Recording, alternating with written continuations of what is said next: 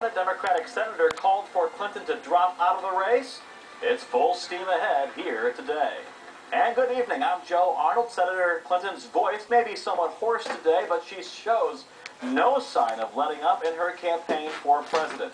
Before first a few dozen supporters at a New Albany restaurant, and then about 1,500 others at the DuPont Manual High School gym, Mrs. Clinton made her case today. That Manual speech wrapped up about 45 minutes ago. And WHAS 11's Chuck Olmstead is live from the high school. Hey, Chuck. How you doing, Joe? Absolutely no mention about dropping out of this contest. Not at all for the 1,500 who got to listen to her. She just wrapped up, like you say, about 40 minutes ago. No, she did not ask that familiar question, who would you rather answer the phone at 3 o'clock in the morning? But she did everything but that, hammering away at the fact that she believes she has more experience than the other big contender, Barack Obama. Let's listen in. Who would you hire to do the toughest job in the world? Who would you hire to turn the economy around and start creating millions of new good jobs again? Who would you hire to move us toward quality, affordable, universal health care for every single American? Who would you hire to make college affordable and tackle all of the issues in education? Who would you hire to take care of our veterans and end the war in Iraq and reestablish America's standing in the world?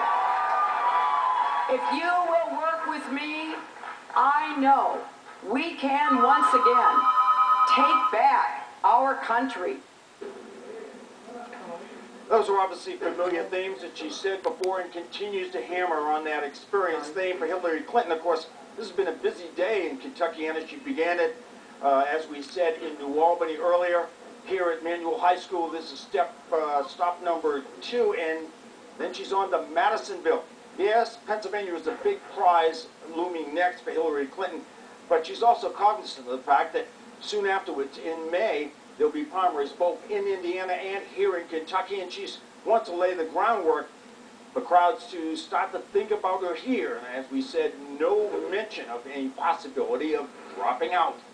Live here at Manual High School, Chuck Olmstead, WHAS 11 News. Okay, thanks so much, Chuck. By the way, Senator Clinton does trail Barack Obama in the overall delegate count, and she will need the support of the so-called super delegates to win the Democratic nomination. Those, again, are elected officials and other party operatives who each get a vote at the National Convention.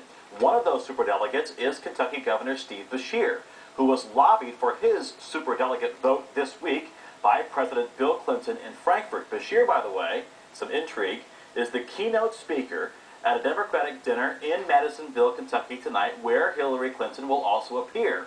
Now, despite wide speculation, it's not yet known if Beshear will endorse Clinton tonight. Now, before the DuPont Manual event, Senator Clinton spoke for over an hour with a few dozen supporters at a New Albany restaurant.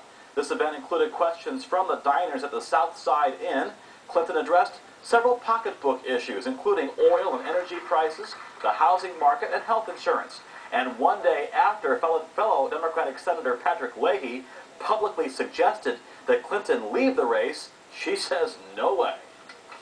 But there are some people, you see them on TV, saying, oh, we should stop this now. We've had enough elections. I mean, I don't know where that comes from. I mean, it's March.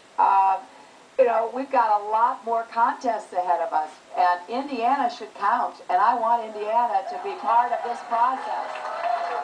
Senator Clinton was accompanied by former Indiana First Lady Judy O'Bannon. The Indiana primary, as Chuck said, is May 6th.